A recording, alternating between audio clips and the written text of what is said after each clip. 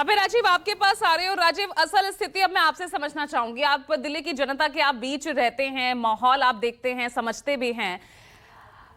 आखिर जो तस्वीर इस वक्त दिख रही है राजीव कि एकदम कड़ी टक्कर है, इस बात बहुत मुश्किल आम आदमी पार्टी के लिए ये चुनाव 2013 और 15-20 वाला नहीं दिख रहा है। वाकई स्थिति ऐसी है या फिर कांग्रेस और बीजेपी भी मजबूत टक्कर देती नजर आ रही है?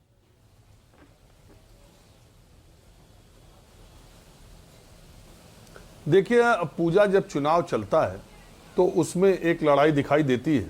और जब आप चुनाव में कहते हैं ना कि सबको बराबर स्पेस भी मिलनी चाहिए सबको, तो हम लोग पत्रकारों को चुनाव से पहले ये दिखाई देता है और पार्टियां ताकत लगाती भी हैं और उनके कैंडिडेट्स और सारी चीज चुनाव प्रचार से ऐसा लगता है कि माहौल सब पार्टियां बना रही। लेकिन अगर आप पीछे के और देश की राजनीति के ट्रेंड को देखिए, आप जमीन पर आपको चुनाव में चूंकि दो तरफा चुनाव होता है पूजा, और ये बहुत बारीक सी बात है। आजकल जो चुनाव है वो बाइपोलर है, ये आमने सामने का चुनाव होता है।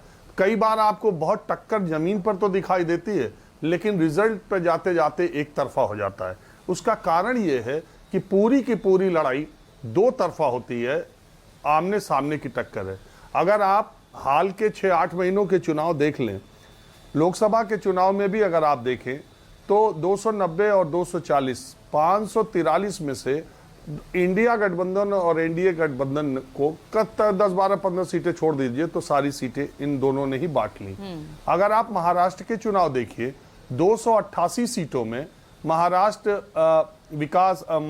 विकास आघाड़ी को 55 सीटें मिली और 250 सीटें मिली और 235 सीटें महायुति को मिली। यानी 288 में से 285 सीटें आमने सामने की टक्कर में एक पक्ष ले गया।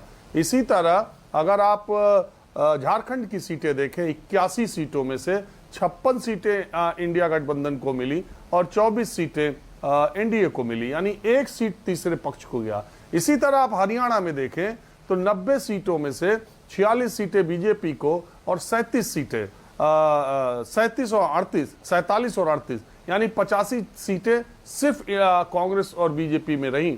और ये चौटाला की पार्टी के दो पार्टी, और जबकि चुनाव के समय ऐसा लग रहा था कि बागी खेल करेंगे, निर्दलीय उम्मीदवार के हाथों में चाबी होगी, लेकिन ऐसा कुछ नतीजों के बाद नहीं होता। तो अब दिल्ली का जो चुनाव है, मुझे बहुत संशय है इस बात की कि कांग्रेस पार्टी तीसरी ताकत के तौर पर बहुत मजबूती से उभर पाएगी, क्योंकि चुनाव आमने सामने का हो रहा है।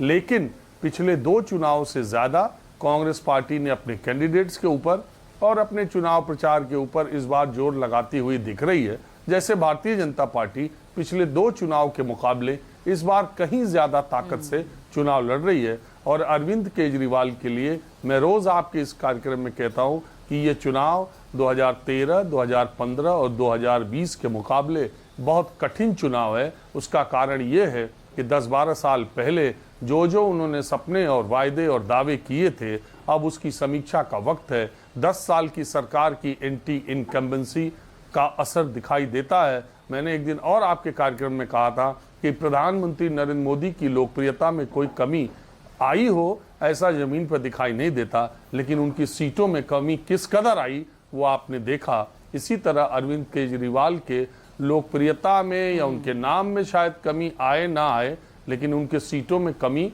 आ सकती है, क्योंकि 10 साल की सरकार की और उनके विधायकों की अपने आप में एक हालांकि उसको काटने के लिए प्रधानमंत्री मोदी और अमित शाह की तर्ज पर अपने सिटिंग विधायकों का बहुत अच्छी खासी संख्या में केजरीवाल ने टिकट काटा है। बावजूद इसके अच्छी खासी संख्या में उनके सिटिंग विधायक चुनाव लड़ भी रहे। तो मुझे ऐसा लगता है कि अरविंद केजरीवाल के लिए ये चुनाव कठिन है। कांग्रेस पार्टी कितनी महत्वपूर्ण भूमिका निभा पाएगी, इसको अभी चुनाव के 14 दिन पहले मुझे इस बात को लेकर अभी बहुत संशय है। और शायद इसी संशय का जो है आभास यहाँ पर अब कांग्रेस की टॉप लीडरशिप को भी हो गया है।